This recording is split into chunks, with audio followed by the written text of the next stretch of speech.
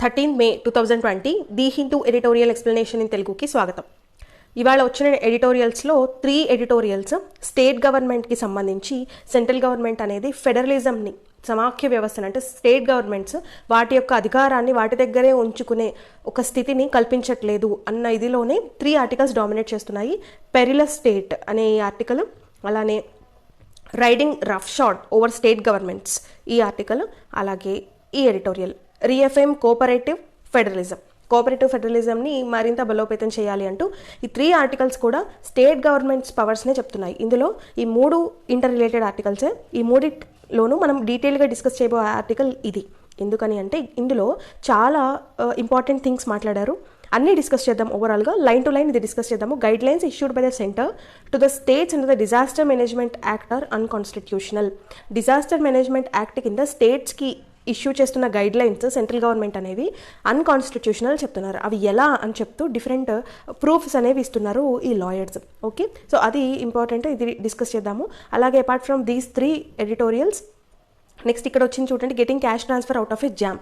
ఇక్కడ జామ్ అంటే జన్ధన్ యోజన, అలానే ఆధార్లతో బ్యాంక్ అకౌంట్స్ అన్ని లింక్ చేయడం, అలాగే అంటే మొబైల్ బ్యాంకింగ్ చేయడం. సో ఈ మూడింటికి జామ్ అని పేరు పెట్టి ఆల్రెడీ ఇదివరకు ఒకసారి ఎకనామిక్ సర్వేలో పొందుపరిచారు ఈ విషయాన్ని 2015లో.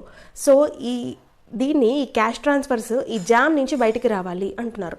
ఎందుకు ఈ జామ్తో ప్రాబ్లం ఏమొచ్చింది, జామ్ నుంచి బయటకు వస్తే మరి ఏంటి సొల్యూషన్ అనేది ఎడిటోరియల్లో చెప్తున్నారు. దీన్ని కూడా మనం డీటెయిల్గా డిస్కస్ చేద్దాము. ఓకే, నౌ ఇక్కడ చూడండి, Italy India and common thread in partnership. Italy India ఒక తాటి మీదకి వస్తున్నాయి. పార్ట్నర్షిప్ దేనికి? To aid the battle against the pandemic. So ఈ కోవిడ్-19ని పారద్రోలడంలో, దీనికి వ్యతిరేకంగా స్పందించడంలో ఇండియా అండ్ ఇటలీ అనేవి ఒక తాటి మీదే ఉన్నాయి. అవి ఎలా, ఎందుకని అంటే రాబోయే G20 మీటింగ్లో నెక్స్ట్ 2020 ఏమో ఇటలీ, 2021 ఇండియా, అవి ప్రెసిడెంట్ చైర్ని పెట్టబోతున్నాయి G20కి.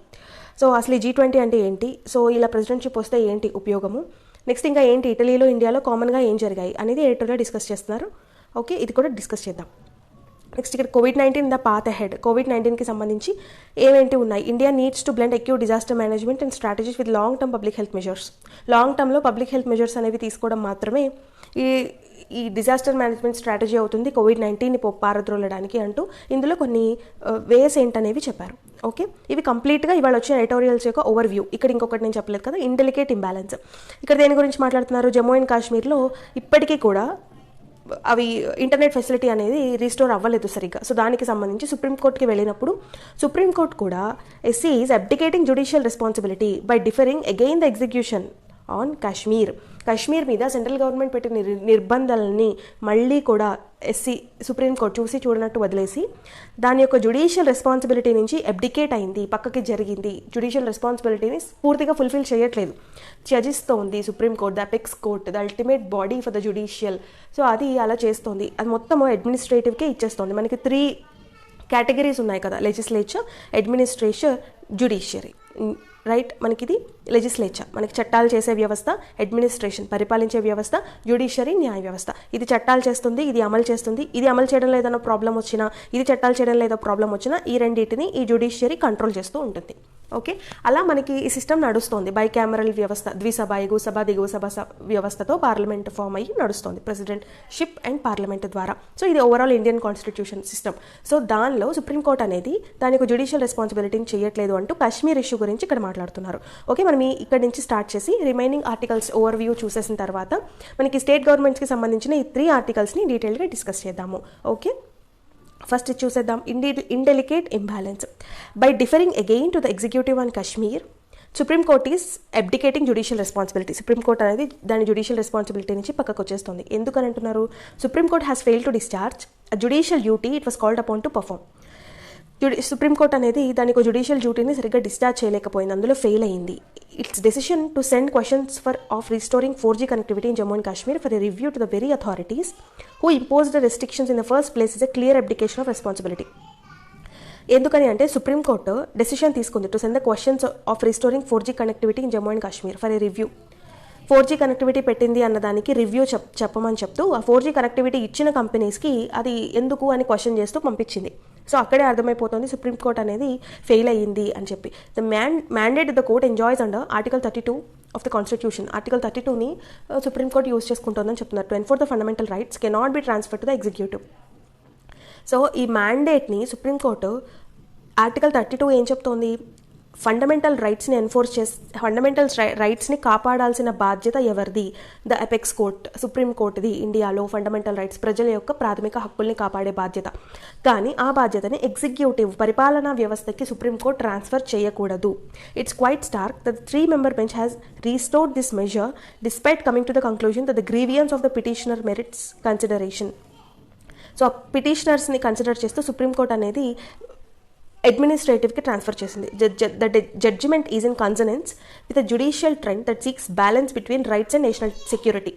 సో ఇక్కడ ఏం చెప్పింది అంటే ఫండమెంటల్ రైట్స్కి నేషనల్ సెక్యూరిటీకి మధ్య బ్యాలెన్స్ ఉండాలి అన్న ఉద్దేశంతోనే ఈ 4G కనెక్టివిటీ అనేది అక్కడ పూర్తిగా ఉంటే ప్రాబ్లం అవుతుంది అన్న ఉద్దేశంతో ఒక రకంగా అడ్మినిస్ట్రేటివ్ వైపుగానే వకాల్తా పుచ్చుకొని మాట్లాడింది సుప్రీంకోర్టు. ఇక్కడ అడ్మినిస్ట్రేటివ్ ఏం చెప్పిందంటే ఇక్కడ ప్రాబ్లమ్స్ వస్తాయి, పూర్తిగా కనుక 4G కనెక్టివిటీ ఉంటే అక్కడ టెర్రరిజం ఉంది కదా, టెర్రరిజం అవి ఎక్కువైపోతాయి. సో ఇలాంటి రీజన్స్ అన్నీ కూడా చెప్పింది. So the court acknowledged that it might be better and convenient to have better internet facilities during a global pandemic and a national lockdown. It also notes that the entire union territory has been put under curbs that allow only 2G speed మాత్రమే ఉండేలాగా ఉంది అక్కడ. However కానీ it takes into account 2 claims by the government. కానీ అదేం చెప్పింది, ఈ lockdown టైంలో ఇంటర్నెట్ ఫెసిలిటీస్ బెటర్గా ఉండడమే కరెక్ట్ అని సుప్రీంకోర్టు చెప్తోంది. ఒక పక్క నుంచి చెప్తూ గవర్నమెంట్ చెప్పిన ఈ 2 claimsని కూడా తీసుకుంటోంది. ఏం చెప్పింది గవర్నమెంట్, ఒకటి there ought to be limits on data speed to prevent terrorism misusing to disturb peace and tranquility. అక్కడ శాంతి భద్రతల్ని కాపాడడానికి, టెర్రరిజంని అదుపులో ఉంచడానికి లిమిట్స్ ఉండాలి డేటా స్పీడ్కి సంబంధించి. అందుకని 2G డేటానే ఉంటే బెటర్ అని గవర్నమెంట్ చెప్పినది కన్సిడర్ చేసింది సుప్రీంకోర్టు. అలాగే గవర్నమెంట్ వాదన ఇంకోటి ఏంటి, there has been a spike in incidents of terrorism. 108 incidents అనేవి జరిగాయి in fact between 5th August and April 25th, 2020. So August, September, October, November, December, ఈ 5+4 ఈ 9 monthsలో 108 ఇన్సిడెంట్స్ అనేవి జరిగాయి. అందుకని దాన్ని వంకగా చూపిస్తూ గవర్నమెంట్ అనేది మాట్లాడింది. The court also considered recent incidents including encounter at Handwara. So రీసెంట్గా ఈ మంత్లోనే ఎన్కౌంటర్ అనేది జరిగింది. మనం ఆఫీషియల్స్ని కూడా మనం కోల్పోయాం కదా. సో అది కూడా కన్సిడర్ చేసింది. సెంట్రల్ గవర్నమెంట్ చెప్పింది, సుప్రీంకోర్టు కన్సిడర్ చేసింది.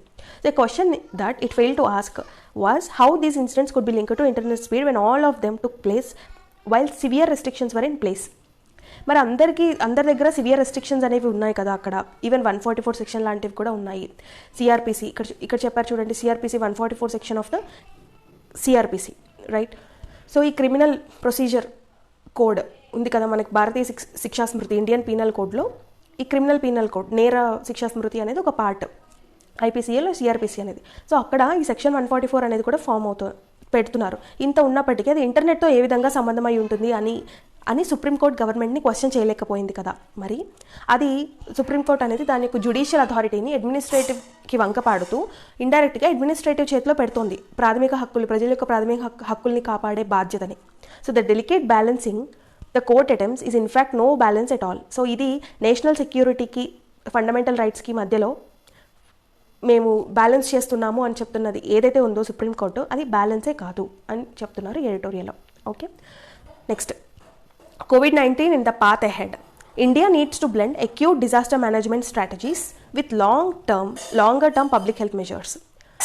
Longer term public health measures అనేవి తీసుకోవాలి. ఎందుకని అంటే ఈ COVID-19 అనేది ఒక 2 years అయినా సరే మనతో ఉంటుంది అని చెప్పి చాలామంది సైంటిస్టులు, ఎపిడమాలజిస్టులు అందరూ చెప్తున్నారు, రైట్. థింక్ ట్యాంక్ వీళ్ళందరూ కూడా చెప్తున్నారు COVID-19 అనేది 2 years మనతో ఉంటుంది అన్న.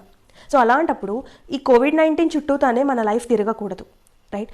దాన్ని మనం అవాయిడ్ చేస్తూ మన లైఫ్ని ముందుకు తీసుకెళ్ళాలి.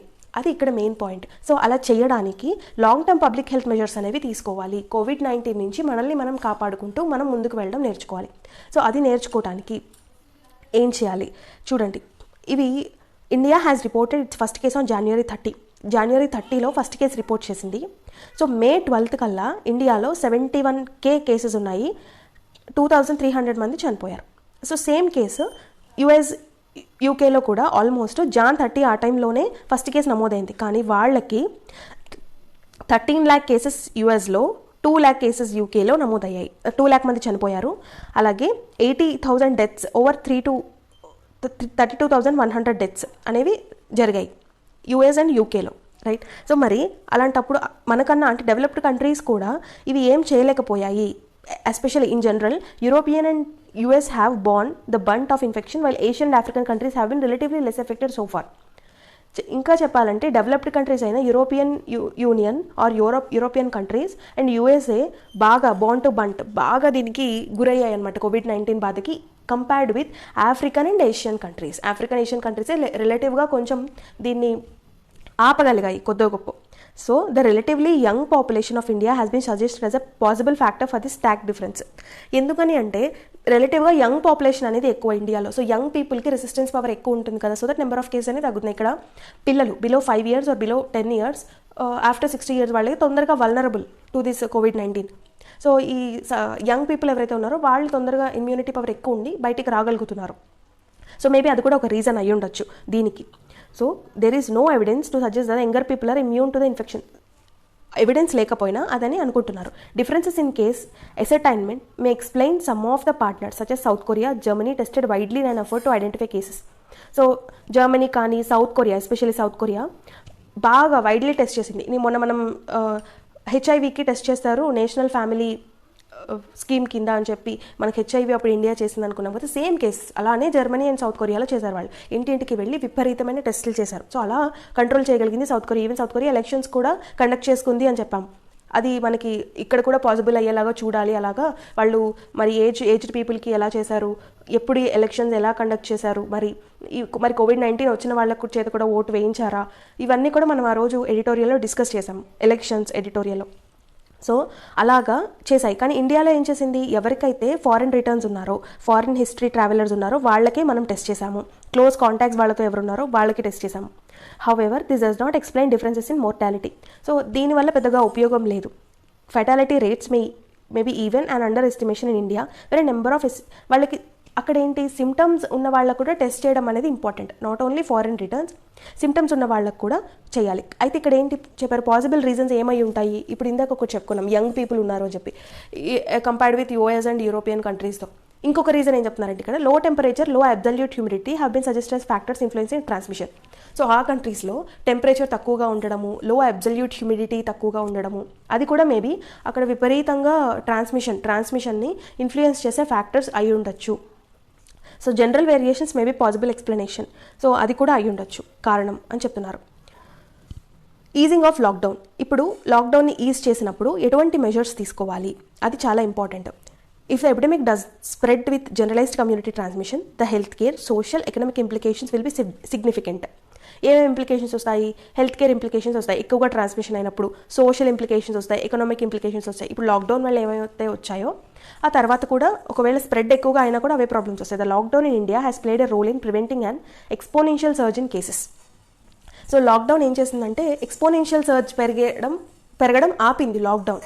కానీ however a measured public health approach is critical.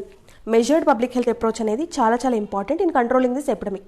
So current approaches largely urban centric. Current approaches అన్నీ కూడా అర్బన్ ఏరియాస్లో బాగా జరుగుతున్నాయి with little focus on rural dynamics. రూరల్లో తక్కువ ఫోకస్ ఉంది. A decentralised approach is required to manage the large rural population. And the success in Kerala may serve as a useful model. Same మనం discuss చేసాము, కేరళలో వాళ్ళకి ఎంపవర్డ్ పంచాయత్స్ ఉంటాయి అని discuss చేసాం కదా, అంటే పంచాయత్స్ అనేవి చాలా స్ట్రాంగ్గా ఉంటాయి వాళ్ళకి. సో అలానే ఇక్కడ డీసెంట్రలైజేషన్ అప్రోచ్ ఉండాలి. కేవలం అర్బన్లోనే కాదు, ఇప్పుడు మున్సిపాలిటీలో ఎక్కువగా నమోదవుతుంది అని చెప్పి మున్సిపాలిటీ ఇవన్నీ అర్బన్ అన్నీ చూస్తున్నారు.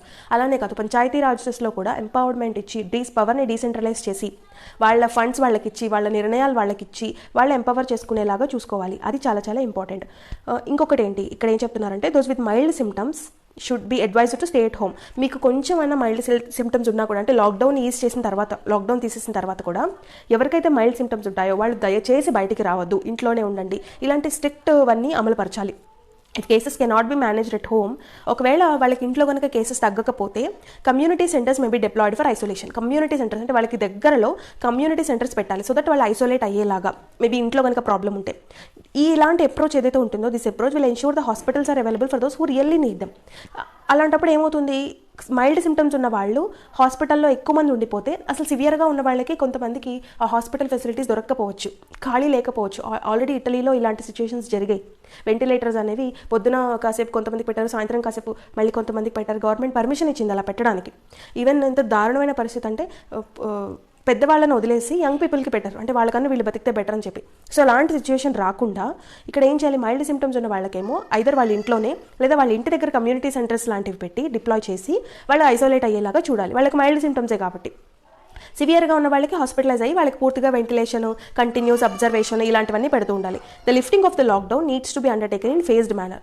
ఈ లాక్డౌన్ లిఫ్ట్ చేయడం కూడా ఫేజ్డ్ మేనర్గా చేయాలి. One approach would be to ensure the vulnerable such as the elderly and the immunocompromised are protected beyond initial lockdown periods. అయితే ఎవరి మీద ఎక్కువ కేర్ తీసుకోవాలంటే ఇమ్యూనిటీ పవర్ కొంచెం తక్కువగా ఉన్న వాళ్ళకి, ఇమ్యూనో కాంప్రమైజ్డ్ వాళ్ళకి, అలాగే ఎల్డర్లీ వాళ్ళకి అంతా కూడా స్పెషల్ కేర్ తీసుకోవాలి. With restrictions are lifted for the majority of the health population. So ఇలాంటి హెల్త్ మెజర్స్ అనేవి ఎక్కువగా తీసుకుంటూ ఉండాలి. They require not only awareness. So ఇవన్నిటికీ మెయిన్ అవేర్నెస్ కావాలి ప్రజల్లో. Also resources as are largely middle class concepts and not easy to participate in crowded areas where there is no running water. So ఇలాంటి measures అన్నీ కూడా పీపుల్కి వాళ్ళకి awareness అనేవి తీసుకురావాలి, right? So in conclusion, the approach to the management of COVID-19 needs to blend acute disaster management strategies with long-term public health measures, including economic measures. Public health measures అనే వాటిని దృష్టిలో పెట్టుకోవాలి. ఎకనామిక్ మెజర్స్ని దృష్టిలో పెట్టుకుని వాళ్ళకి అందుబాటులో ఉండే వైద్యాన్ని మనం అందించగలిగి ఉండి అటు గవర్నమెంట్ మీద భారం, అటు ప్రజల మీద భారం రెండింటినీ పడకుండా మేనేజ్ చేసుకుంటూ long term public health measures అనేవి తీసుకోవాలి. అలాంటి ప్రాక్టీసెస్ అనేవే ఈ COVID-19ని పారద్రోలడానికి మనకు ఉపయోగపడతాయి అని ఎడిటోరియల్లో చెప్తున్నారు. ఓకే, ఇలాంటివి కొన్ని పాయింట్స్ రాసుకుంటే, ఇప్పుడు మనకి కమ్యూనిటీ హెల్త్ కేర్ సెంటర్స్ అని చెప్పారు కదా ఇప్పుడు, సో అలాంటివి కొన్ని పాయింట్స్ అనేవి ఎడిటోరియల్స్ నుంచి రాసుకుని పెట్టుకుంటే మనకి నెక్స్ట్ టైం రాయడానికి ఏదైనా ఎస్సే కానీ లేదా ఏదైనా పాయింట్ రాయడానికి వీలుంటుంది. ఓకే, నౌ ఇది చూద్దాం. Getting cash transfer out of a jam. ఇక్కడ క్యాష్ ట్రాన్స్ఫర్స్ అనేవి జామ్ నుంచి బయటికి రావాలి అంటున్నారు. అసలు జామ్ అంటే ఏంటి? ఇక్కడ Jan Dhan Yojana, Aadhaar card, mobile. So Jan Dhan ఏంటి? జన్ధన్ యోజన అంటే అందరి హౌస్ హోల్డ్స్ లేడీస్కి ఎస్పెషల్గా అకౌంట్స్ ఉండాలి అని చెప్పి జన్ధన్ యోజన పేరుతో ప్రధానమంత్రి అకౌంట్స్ అనేవి ఓపెన్ చేయించారు కదా, రైట్? తర్వాత ఆ అకౌంట్స్ అన్నింటినీ ఆధార్తో లింక్ చేయించారు. Not only Jan Dhan Yojana accounts, అన్ని అకౌంట్స్ని కూడా ఆధార్తో లింక్ చేయించారు. తర్వాత మొబైల్ ట్రాన్సాక్షన్స్ అనేవి ఇంప్రూవ్ చేయడానికి మనకి చాలా యాప్స్, భీమ్ యాప్ కూడా వచ్చింది కదా. సో మొబైల్ ట్రాన్సాక్షన్స్ అనేవి ఉండాలి. ఆల్మోస్ట్ కాస్ట్ అంటే మనకి చేతుకు మనీ ఇవ్వడం అనేది తగ్గిపోతుంది అని ఆన్లైన్ ట్రాన్సాక్షన్స్ జరగాలి అని చెప్పారు, రైట్? ఇక్కడ చూడండి, వాళ్ళ థంబ్ని 30 సెకండ్స్ యూస్ చేస్తే చాలు వాళ్ళవన్నీ, అంటే మనం ఫోన్లోనే అన్నీ చేసేసుకుంటున్నాం అనమాట, అలాంటివి అవుతాయి. ఓల్డ్ ఫ్యాషన్ బ్యాంక్ అనేది ఉండదు అన్న ఉద్దేశంలో చెప్పారు. మరి ఇక్కడ ప్రాబ్లం ఏమొచ్చింది అంటే NREGA, ఇక్కడ చూడండి, NREGA national rural employment guarantee act కదా. ఏంటి national rural employment guarantee act? Rural people ఎవరైతే ఉన్నారో వాళ్ళకి ఎంప్లాయ్మెంట్ అనేది ఉండాలి ఖచ్చితంగా, అంటే రైట్ టు వర్క్ అనేది కల్పిస్తుంది ఈ national rural employment guarantee act అనేది. సరే, రైట్ టు వర్క్తో పాటు ఇంకేం కల్పిస్తుంది వాళ్ళకి అంటే రూరల్ పీపుల్కి ఒకవేళ వాళ్ళకి 15 days లోపల కనుక వర్క్ దొరక్కపోతే వాళ్ళు క్లెయిమ్ చేసుకోవచ్చు. వాళ్ళకి NREGA కార్డ్స్ అనేవి, జాబ్ కార్డ్స్ అనేవి ఇస్తారు. NREGA ఇక్కడ ఉంది చూడండి, NREGA జాబ్ కార్డ్స్ అనేవి ఇస్తారు. ఆ రూరల్ పీపుల్లో ఎవరైతే ఉన్నారో వాళ్ళందరికీ, పని కోసం ఉన్న వాళ్ళందరికీ ఈ జాబ్ కార్డ్స్ ఇచ్చిన వాళ్ళు క్లెయిమ్ చేసుకోవచ్చు. క్లెయిమ్ చేసుకుంటే వాళ్ళకి 15 daysలో కనుక గవర్నమెంట్ పని చూపించలేకపోతే వాళ్ళకి అన్ఎంప్లాయ్మెంట్ అలవెన్స్ అనేది ప్రొవైడ్ చేస్తుంది గవర్నమెంట్. సో అది NREGA ప్రోగ్రామ్ యొక్క ముఖ్య ఉద్దేశం కదా. మరి అలాంటప్పుడు ఈ NREGA కార్డ్స్, జాబ్ కార్డ్స్ ఉన్న వాళ్ళకి కూడా ఈ జన్ధన్ యోజన అకౌంట్స్ ఉంటాయి, కానీ వాళ్ళు రూరల్ పీపుల్ అవ్వడం వల్ల వాళ్ళ అకౌంట్స్ని చూసుకోవట్లేదు. First point. సెకండ్, ఇప్పుడు మనకి ఇంకొకటి చూసాము, ఈవెన్ చాలా మిడిల్ క్లాస్ హౌస్ వైఫ్స్ చాలామందికి ఈ 500 రూపీస్ అనేవి వచ్చాయి. గవర్నమెంట్ రిలీఫ్ ఫండ్ అనేది పెట్టింది కదా. సో క్యాష్ రిలీఫ్ ఫండ్ అనేది అలా పెడుతూ మనకి చాలామందికి, ఇప్పుడు మేబీ మీలో కూడా కొంతమందికి తెలిసే ఉంటుంది, 500 రూపీస్ క్యాష్ అనేది అందుకునే ఉంటారు అందరు గవర్నమెంట్. సో ఈ 500 రూపీస్ క్యాష్ అనేది ఎస్పెషల్లీ మెయిన్ ఈ NREGA వాళ్ళకి కదా రావాలి. సో ఈ Mahatma Gandhi rural employment guarantee agency job cards ఉన్న వాళ్ళైతే అది అందుకోలేకపోతున్నారు. బికాస్ ఆఫ్ వాళ్ళకి అకౌంట్స్ అనేవి వాళ్ళు చేయట్లేదు ఇప్పుడు వెళ్ళి. First point. సెకండ్ ఏంటంటే అసలు ఈ జన్ధన్ యోజన అకౌంట్స్ అన్నీ కూడా అవసరం, నిజంగా అది ఎవరికైతే అవసరం ఉందో వాళ్ళు యూజ్ చేయట్లేదు. అంతకన్నా కొంచెం బెటర్ పర్ఫార్మింగ్ వాళ్ళే, middle class people, okay jobs ఉన్న వాళ్ళే ఇవి పెట్టుకున్నారు, వాళ్ళకి బెనిఫిషియరీ అవుతుంది తప్ప అసలు బెనిఫిషియరీ అవ్వాల్సిన వాళ్ళకి బెనిఫిషియరీ అవ్వట్లేదు ఒకటి. ఇంకొకటి ఏంటి, జన్ధన్ యోజనలో చాలా వరకు ఇనాపరేటివ్గా మిగిలిపోయాయి, డార్మాట్ అకౌంట్స్గా మారిపోయాయి. సో అది ఒకటి మెయిన్ ప్రాబ్లమ్. సో ఇవన్నీ ప్రాబ్లమ్స్ ఉండడం వల్ల ఇక్కడ చూడండి ఒక్కొక్క ప్రాబ్లం ఏంటి అనేది చెప్తున్నారు. ఇక్కడ కేవైసీ నామ్స్ అనేవి చాలామంది ఫిల్ చేయలేదు జన్ధన్ యోజనకి సంబంధించి, అందుకని 19% అనేవి డార్మెంట్ అకౌంట్స్ కింద మారిపోయాయి. అంటే వాళ్ళ ట్రాన్సాక్షన్స్ ఏం జరగట్లేదు, the customers are unable to use them or unwilling to use them. వాళ్ళకి అది అవసరం లేదు, లేదా కొంతమంది చేయలేకపోతున్నారు, కేవైసీ నామ్స్ అనేవి చేసుకోలేకపోతున్నారు. ఈ కేవైసీ నామ్స్ చేయడం అసలు రూరల్ పీపుల్లో ఉన్న వాళ్ళకి అసలే చేత కాదు. సో అలాంటివి ఒకటి జరిగాయి. సెకండ్ వన్, ఇక్కడ ఏం చెప్తున్నారు, క్యాష్ ట్రాన్స్ఫర్స్ అనేవి లార్జ్ ఎక్స్క్లూజన్ ఎర్రర్స్ అనేవి జరుగుతున్నాయి క్యాష్ ట్రాన్స్ఫర్స్లో. ఓకే, ఇప్పుడు కనీసం ఎంఎన్ఆర్ఈజీలో కొంతమంది వాళ్ళ జన్ధన్ యోజన అకౌంట్కి ఆ మనీ వెళ్తే తీసుకుంటారనుకోవడానికి కొంతమంది అకౌంట్కి మనీయే వెళ్ళట్లేదు. ఈ క్యాష్ ట్రాన్స్ఫర్స్లో కూడా కొన్ని ఎర్రర్స్ అనేవి జరుగుతున్నాయి, అది ఒకటి మెయిన్ ప్రాబ్లమ్. ఇంకొకటి థర్డ్ ప్రాబ్లం ఏమంటున్నారు, ఇక్కడ నేషనల్ ఎలక్షన్ సర్వే ఒక సర్వే చేసింది, అందులో JDY beneficiaries tend to be better off than any NREGA beneficiaries. మనం ఇందాక చెప్పుకున్నట్టు ఎన్ఆర్ఈజీఏ బెనిఫిషరీస్ కన్నా కూడా వాళ్ళు బెటర్గానే ఉంటున్నారు. అందుకని some of our middle class female friends have already received SMS alerts informing them that their JDY account has been credited with 500 of relief money. So మీ మదర్స్కి కానీ మీ సిస్టర్స్కి కానీ మేబీ ఇప్పటికే ఒక మెసేజ్ వచ్చుండొచ్చు, మేబీ చాలామందికి 500 రూపీస్ అనేవి మీ జన్ధన్ యోజన అకౌంట్లో క్రెడిట్ అయ్యాయి అని చెప్పి, రైట్? సో ఇవన్నీ కూడా ప్రాబ్లమ్స్ అనేవి ఉన్నాయి. సో అందుకని ఇక్కడ ఏం చేయమంటున్నారు, మీరు జేడీవై అనేది బయటికి వచ్చేయండి, జన్ధన్ యోజన నుంచి బయటికి రండి, ఈ జామ్ ఏదైతే ఉందో అది బయటికి రండి. అది బయటకు వచ్చి మీరు ఏం చేస్తారు, ఈ జాబ్ కార్డ్స్ అనేవి ఉన్నాయి కదా, ఎంఎన్ఆర్ఈజీఏ జాబ్ కార్డ్స్, ఆ జాబ్ కార్డ్స్ బేసిస్లో మీరు ఇవ్వండి. ఆ జాబ్ కార్డ్స్లో కూడా కరప్షన్ జరుగుతోంది కాదనట్లేదు, కానీ అది దాన్ని స్క్రూటినీ చేసి కేవలం ఎవరికైతే అవసరమో ఎంఎన్ఆర్ఈజీఏ జాబ్ కార్డ్కి నిజంగా వాళ్ళ అర్హులో వాళ్ళకే జాబ్ కార్డ్ ఉంచి ఆ జాబ్ కార్డ్ బేసిస్ మీద మనీ ఇవ్వండి, డిస్ట్రిబ్యూట్ చేయండి. ఎందుకంటే ఈ లాక్డౌన్ టైంలో already several states including Andhra Pradesh, Odisha and Tamil Nadu have already restored in cash in hand for relief payment during the lockdown. ఈ రిలీఫ్ పేమెంట్కి సంబంధించి 500 రూపీస్ కానీ, లేదా అంతకుముందు వాళ్ళు ఈ వృద్ధాప్య పెన్షన్స్, తర్వాత ఈ single women pensions, handicapped children pensions, ఇవన్నీ కూడా వాళ్ళు హ్యాండ్ ఇన్ హ్యాండ్ ఇస్తున్నారు. అలానే ఈ రిలీఫ్ ఫండ్ 500 రూపీస్ కూడా హ్యాండ్ ఇన్ హ్యాండ్ ఇస్తున్నారు ఈ లాక్డౌన్లో, ఈ ఆంధ్రప్రదేశ్, ఒడిశా, తమిళనాడు ఇవన్నీ కూడా.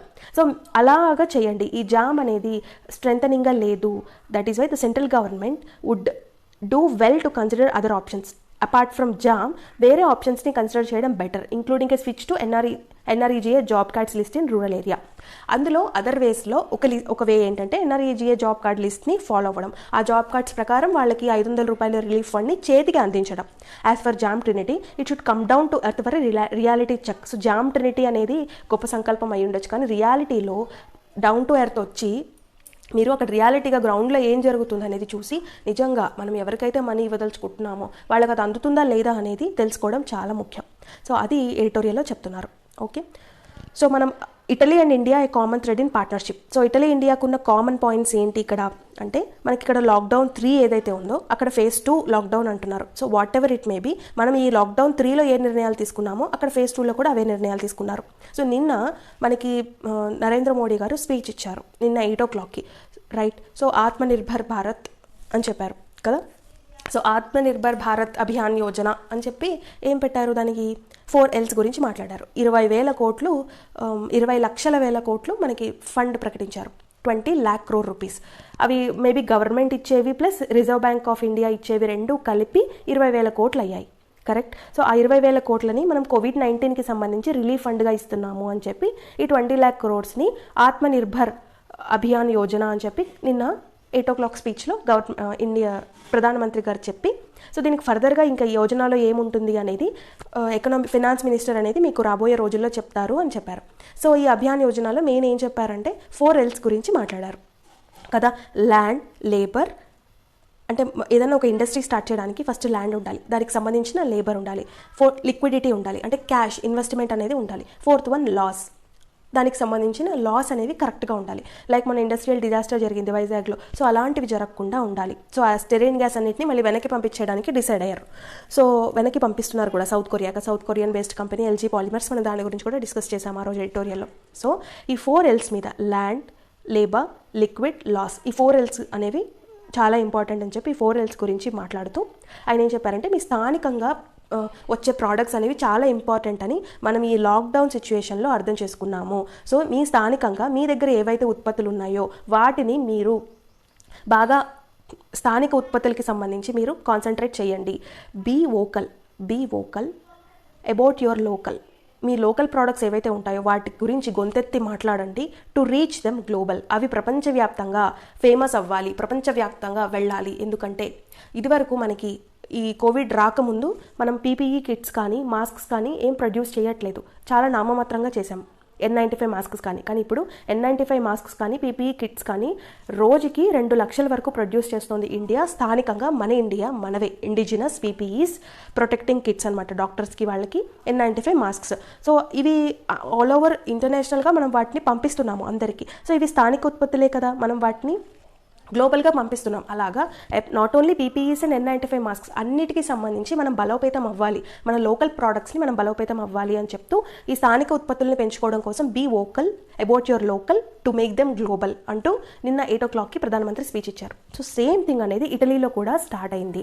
సో అందుకని సేమ్ ఇటలీ ఇండియా, ఇటలీలో కూడా సేమ్ కాన్సెప్ట్ నడుస్తుంది. సో ఇటలీ అండ్ ఇండియా రెండు ఒకే తాటి మీద ఉన్నాయి అని చెప్తున్నారు ఎడిటోరియల్లో. చెప్తూ ఇక్కడ ఏం చెప్పారు, అవి రెండు కూడా G20 సదస్సులో since they will be holding the consecutive presidencies, ఒకదాని తర్వాత ఒకటి వరుసగా 2021లోనేమో ఇటలీ ఉంటుంది, 2022లోనేమో ఇండియా ఉంటుంది G20కి చైర్మన్షిప్గా.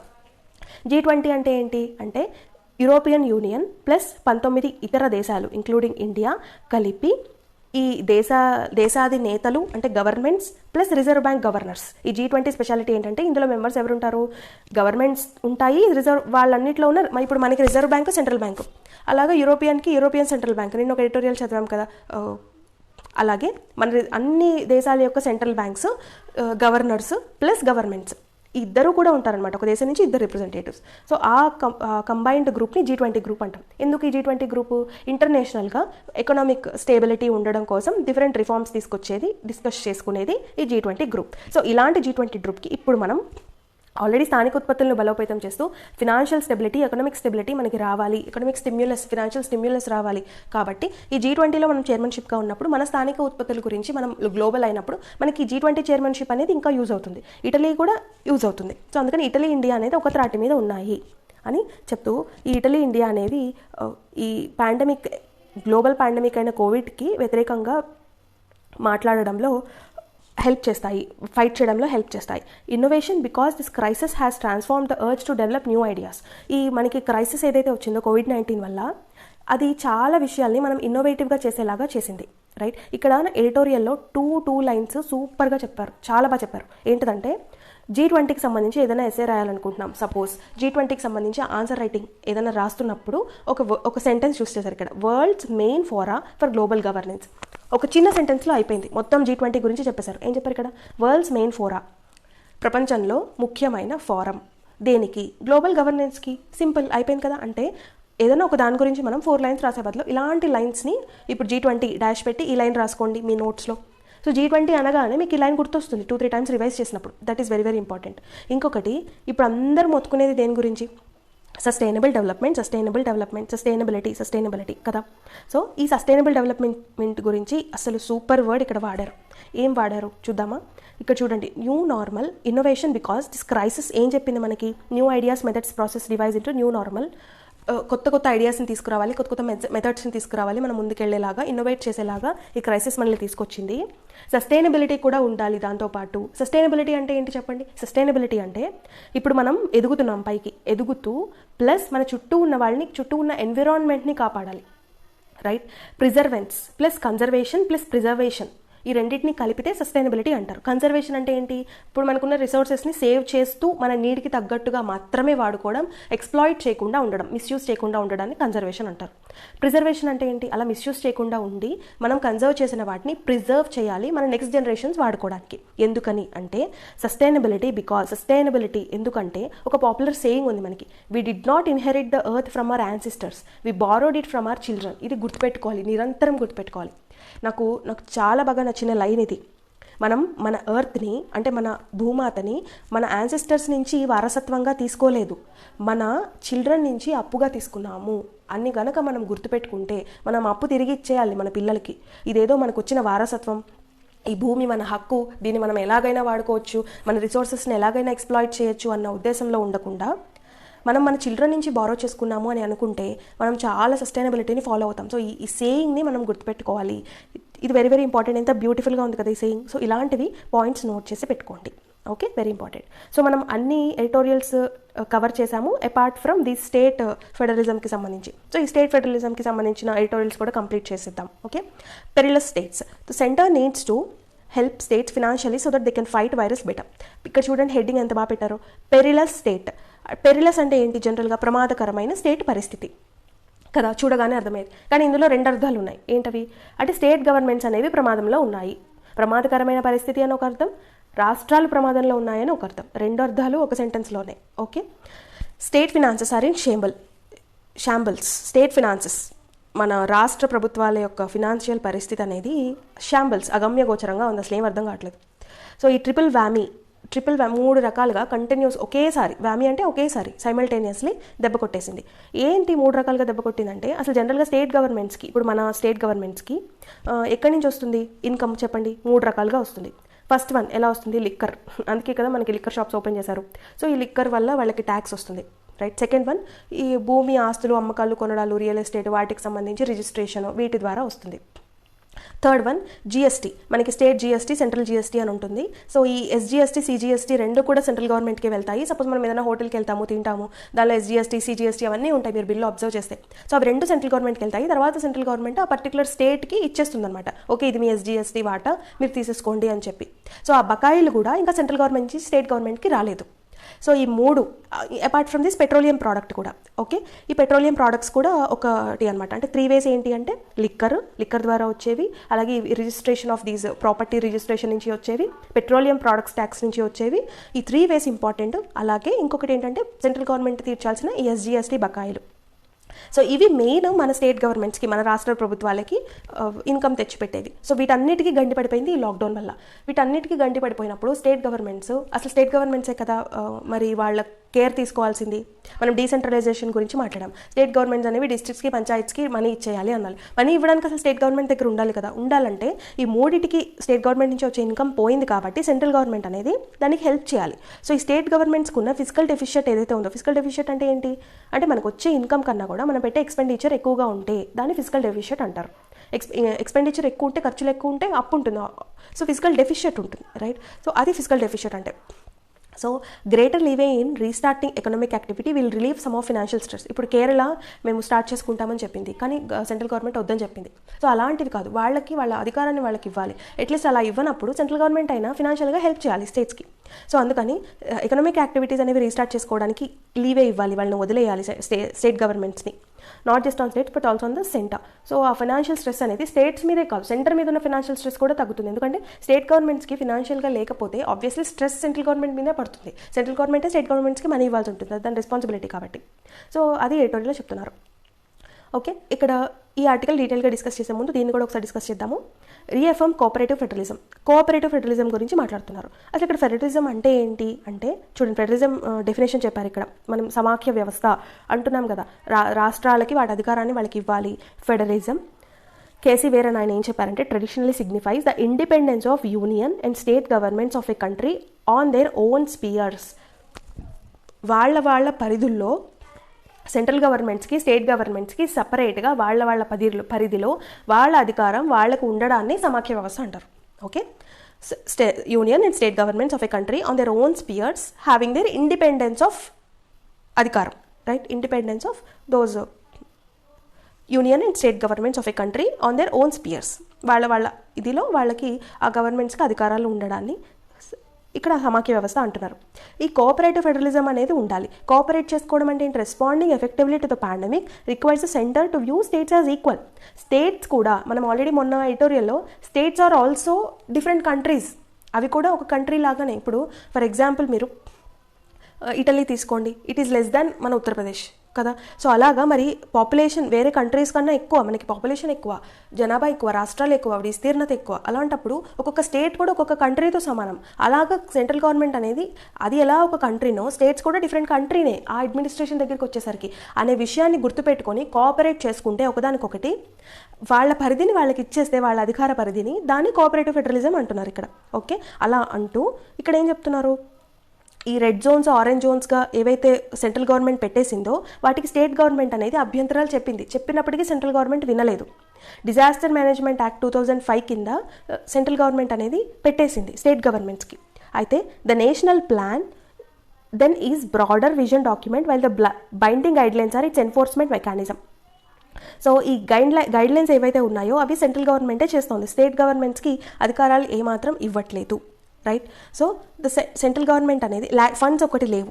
The centre has also declared that corporations donating. చూడండి ఇక్కడ ఇంకొకటి పని చేసింది సెంట్రల్ గవర్నమెంట్. ఏం చేసింది, ఇప్పుడు పిఎం కేర్స్ అని చెప్పి ప్రధానమంత్రి రిలీఫ్ ఫండ్కి ఎవరైనా డొనేట్ చేస్తే, సపోజ్ ఒక కార్పొరేట్ కంపెనీ ఉంది, కార్పొరేట్ కంపెనీ డొనేట్ చేస్తే కార్పొరేట్ సోషల్ రెస్పాన్సిబిలిటీ కింద వస్తుంది. అంటే ఒక corporate company CSR, corporate social responsibility కింద కొన్ని చారిటీ పనులు అయితే చేయాలి. అది ఒక చారిటీ ఆర్గనైజేషన్ చేయాల్సిన పనులు సొసైటీకి చేయాలి, సోషల్ రెస్పాన్సిబిలిటీ చేయాలి.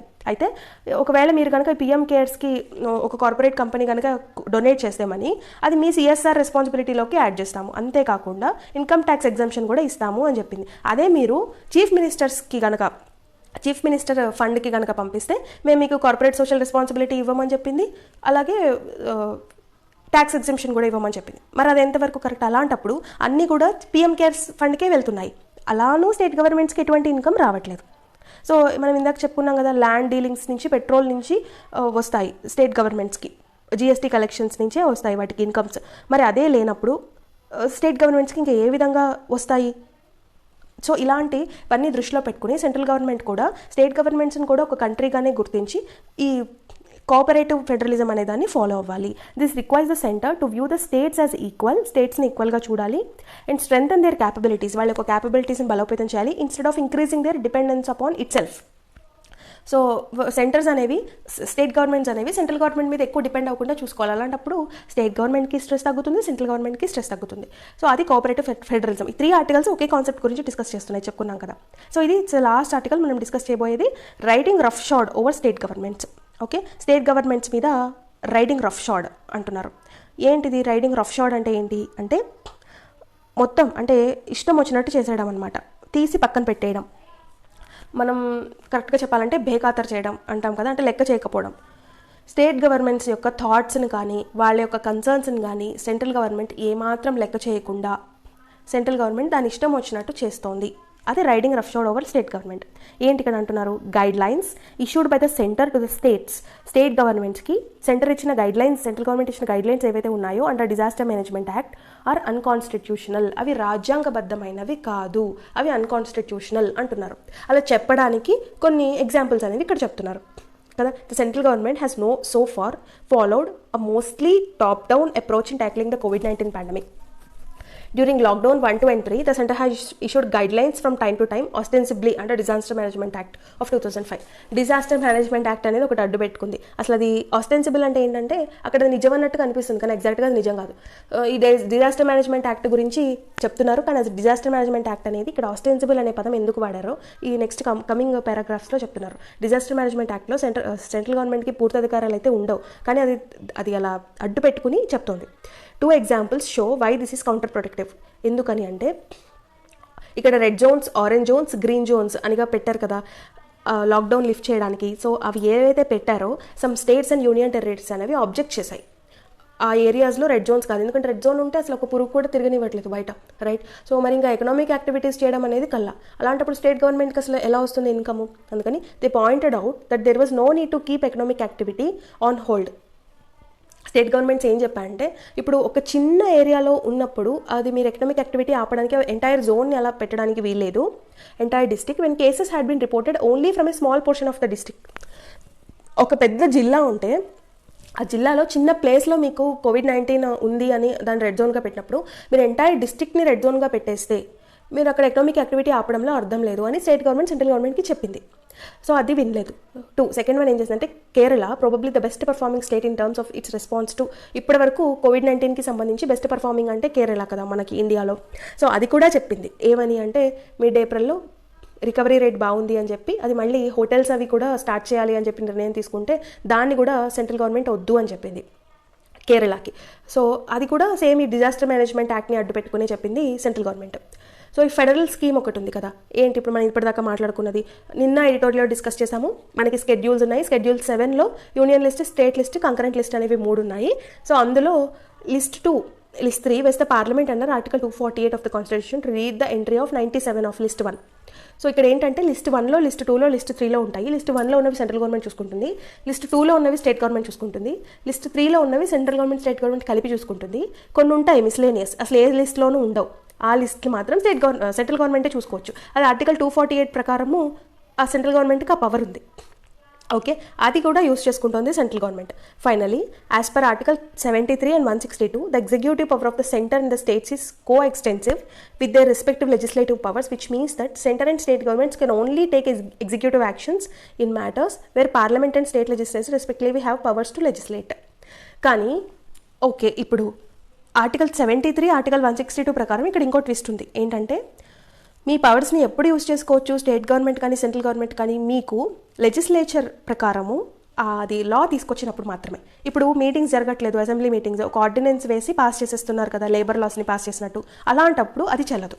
అంటే మీకు ఏ లిస్ట్లో లేనప్పుడు సెంట్రల్ గవర్నమెంట్ నిర్ణయం తీసుకునే అధికారం సెంట్రల్ గవర్నమెంట్ స్టేట్ కంకరెంట్ లిస్ట్లో కానీ, స్టేట్ లిస్ట్లో కానీ, సెంట్రల్ లిస్ట్లో కానీ లేనప్పుడు సెంట్రల్ గవర్నమెంటే చూసుకోవాలి అన్న ఆర్టికల్ ఏదైతే ఉందో 248ని యూజ్ చేసుకుంటుందో, అది ఎప్పుడు కేవలం మీటింగ్స్ జరుగుతున్నప్పుడు మాత్రమే. ఇప్పుడు మీటింగ్స్ జరగట్లేదు, లెజిస్లేచర్ పాస్ చేయట్లేదు, డిస్కషన్స్ జరగట్లేదు, స్క్రూటినీ జరగట్లేదు, దాని మీద బిల్ పాస్ చేయట్లేదు, అలాంటప్పుడు ఇది జరగదు. అందుకని దాన్ని కాన్స్టిట్యూషనల్ అంటున్నారు. Thus the disaster management act could only have been enacted by the parliament in exercise is its residuary powers of legislature under article 248 read with entry 97 of list 1. So list 1లో 97 పాయింట్లో రాసున్నట్టు ఏ లిస్టును లేకపోతే central గవర్నమెంటే చూసుకోవచ్చు అన్న 97th point ఏదైతే ఉందో list 1లో, నిన్న మనం ఎడిటోరియల్లో list 3లో 24th point చదువుకున్నాం కదా లేబర్ లాస్ గురించి, కంకరెంట్ లిస్ట్ అని చెప్పి. సో అలాగా లిస్ట్ 1లో 97 పాయింట్ అనమాట. అందులో రాసున్నట్టుగా ఆర్టికల్ 248 ప్రకారం రాసున్నట్టు పార్లమెంట్ చేయాలి అంటే మరి పార్లమెంట్ ఎక్సర్సైజ్లో ఉండాలి. కానీ మీటింగ్స్ జరుగుతున్నాయా? జరగట్లేదు. ఒక ఆర్డినెన్స్ వేస్తున్నారు, లా పాస్ చేస్తున్నారు. అలాంటప్పుడు అది జరగదు కదా, మరి అది కరెక్ట్ కాదు కదా, అందుకని అన్కాన్స్టిట్యూషనల్ అంటున్నారు. Public health and sanitation is a specific field of legislation under entry 6 of list 2. ఇంకొకటి, ఓకే మీరు డిజాస్టర్ మేనేజ్మెంట్ యాక్ట్ అంటున్నారు, సెంట్రల్ గవర్నమెంట్ చెప్తోంది. ఈ డిజాస్టర్ మేనేజ్మెంట్ యాక్ట్లో మనం అసలు ఏం చేస్తున్నాం? ఫస్ట్ పాయింట్, కోవిడ్-19కి వ్యతిరేకంగా డిఫరెంట్ ఇన్స్ట్రక్షన్స్ అన్ని ఇస్తుంది సెంట్రల్ గవర్నమెంట్ స్టేట్ గవర్నమెంట్స్కి. అందులో ఏంటి ఇన్స్ట్రక్షన్స్? పబ్లిక్ హెల్త్ అంటే ప్రజల హెల్త్ గురించి కేర్ తీసుకోవడమే కదా. శానిటేషన్ అంటే మీరు హైజీన్గా ఉండండి అని చెప్తున్నారు, శుభ్రత పరిశుభ్రత గురించి చెప్తున్నారు. ఈ శుభ్రత పరిశుభ్రత కానీ పబ్లిక్ హెల్త్ కానీ ఎందులో ఉన్నాయి? స్టేట్ లిస్ట్లో ఉన్నాయి. సెకండ్ లిస్ట్ ఎంట్రీ 6 ప్రకారము, సెకండ్ లిస్ట్లో 6th పాయింట్ ప్రకారము ఇవి 2 సెంట్రల్ లిస్ట్లో ఉన్నాయి. మరి ఏ రకంగా సెంట్రల్ గవర్నమెంట్కి అధికారం ఉంటుంది డిజాస్టర్ మేనేజ్మెంట్ యాక్ట్ పెట్టుకుని? అది కూడా ఇక్కడ ఇంకొకటి, అందుకని కూడా ఇది అన్కాన్స్టిట్యూషనల్ అని చెప్తున్నారు. సెకండ్ ఇంకొక పాయింట్ చెప్తున్నారు, under entry of 29 list of 3 both parliament and state legislature are competent to legislate on matters involving interstate spread of contagious or infection diseases. List 3లో కంకరెంట్ లిస్ట్లో 29th పాయింట్ ప్రకారము పార్లమెంట్కి state లెజిస్లేచర్కి అంటే both central గవర్నమెంట్కి state గవర్నమెంట్కి అధికారం ఉంటుంది ఇలాంటి మ్యాటర్స్ మీద. ఇంటర్ స్టేట్ స్ప్రెడ్ కంటేజియస్ వ్యాధులు ఏవైతే ఉంటాయో డిసీజెస్కి సంబంధించి ఏవైనా లెజిస్లేచర్స్ మనం చట్టాలు తీసుకొచ్చే విషయంలో ఇద్దరికీ అధికారం ఉంటుంది. కేవలం సెంట్రల్ గవర్నమెంట్ చెప్పడం స్టేట్ గవర్నమెంట్ ఫాలో అవ్వడం కాదు. సో ఇక్కడ 3 పాయింట్స్ చెప్పారు. అవునా, డిజాస్టర్ మేనేజ్మెంట్ యాక్ట్ని అడ్డు పెట్టుకుంటున్నారు. ఆ డిజాస్టర్ మేనేజ్మెంట్ యాక్ట్ అనేది కరెక్ట్ కాదు, ఎందుకంటే అది పబ్లిక్ హెల్త్ సంబంధించి శానిటేషన్కి సంబంధించి ఉంది. సో అవి స్టేట్ లిస్ట్లోకే వస్తున్నాయి. అలానే ఇక్కడ సెంట్రల్ గవర్నమెంట్ స్టేట్ గవర్నమెంట్ కలిపి నిర్ణయం తీసుకోవాలని లిస్ట్ 3లో రాసింది. ఎంట్రీ 29 ప్రకారము అవి మరి ఏదైనా కంటేజియస్ స్ప్రెడ్ డిసీజెస్ వచ్చినప్పుడు మరి ఎందుకు ఇక్కడ సెంట్రల్ గవర్నమెంట్ ఒకటే తీసుకుంటోంది నిర్ణయాలు? అందుకని సెంట్రల్ గవర్నమెంట్ నిర్ణయాలు తీసుకోవడము ఇలా స్టేట్ గవర్నమెంట్స్ యొక్క వ్యూస్ని పట్టించుకోకుండా ఫెడరల్ సిస్టమ్ని తప్పిపుచ్చడం అనేది పూర్తిగా అన్కాన్స్టిట్యూషనల్ అవుతుంది. Prevention of interstate spread of contagious infection disease being specific legislative head provided in list 3. So అది అండ్ దట్టు ఇక్కడ ఇంకోటి కూడా చెప్తున్నారు. ఇందాక లిస్ట్ 2లో ఉంది కదా, ఇప్పుడు లిస్ట్ 3 ఇద్దరు కలిసి తీసుకోవాలి. Prevention of interstate spread disease infection అనేది లిస్ట్ 3లో ఉంది. అంటే ఇంకా బలోపేతం అవుతుందన్నమాట స్టేట్ గవర్నమెంట్స్కి ఫేవరబుల్గా. So the epidemic disease act which has an objective preventing the spread of dangerous epidemic disease ఏదైతే ఉందో అది కూడా అదే చెప్తుంది, ఇద్దరికీ అధికారం ఉంటుంది అని చెప్పి. The central government's powers are limited to taking measures for inspecting and detaining persons travelling out of or into the country. Even if the act were to be amended, it would not empower the central government to issue directions to state contain pandemic within state. It can only deal with the interstate spread of the diseases. ఒకవేళ ఏమైనా చట్టాలు చేయాలన్నా కూడా state గవర్నమెంట్స్ని ఇది శాసించే power ఉండదు. కేవలము డిసీజెస్ని spread చేయడంలో డీల్ చేయడానికి మాత్రమే పవర్ ఉంటుంది సెంట్రల్ గవర్నమెంట్కి. అందుకని therefore instead of restoring to the Epidemic Disease Act which gave powers to the states to the center, roughshod which has enabled it to ride roughshod over the state governments. So అందుకని ఇది correct కాదు. This is plainly unconstitutional. So ఇవన్నీ points వల్ల ఈ రఫ్షాడ్ ఏదైతే ఉందో government బేఖాతరు చేస్తూ central government state governments యొక్క పవర్స్ని పక్కన పెట్టేయడం అనేది పూర్తిగా రాజ్యాంగ విరుద్ధము. The states are not legally bound to observe the directions or guidelines being issued by the central government. State governments అనేవి బౌండ్ కాదు సెంట్రల్ గవర్నమెంట్ యొక్కవన్నీ ఫాలో అవ్వడానికి. Would be well within the rights to challenge them before the apex court. So ఖచ్చితంగా state governments డెఫినెట్గా హాయిగా స్ట్రైట్గా కాన్స్టిట్యూషన్ని చేతిలో పట్టుకొని నమ్ముకుని వెళ్ళిపోయి ఎపెక్స్ కోర్ట్ సుప్రీంకోర్టులో ఛాలెంజ్ చేసుకోవచ్చు అని చెప్పి ఈ ఇద్దరు సుప్రీంకోర్టు లాయర్స్ ఎవరైతే ఉన్నారో వాళ్ళు ఈ కాన్స్టిట్యూషన్ అంతా తీసుకొచ్చి పెట్టి ఈ స్టేట్ గవర్నమెంట్స్ యొక్క అధికారాన్ని కూడా కాపాడాలి, ఫెడరల్ సిస్టమ్ అనేది ముఖ్యమని చెప్తున్నారు ఈ ఆర్టికల్లో. ఓకే, మీకు అర్థమైందని అనుకుంటున్నాను. సో ఒకసారి మీరు కూడా ఓన్గా చదవడానికి ట్రై చేయండి, మీకు ఈజీగా అర్థమైపోతే. నేను అన్ని ఆర్టికల్స్ని క్లియర్గా డిస్కస్ చేశాను కాబట్టి. ఓకేనా? Thank you so much for watching. Be productive, don't waste your time. Have a nice day.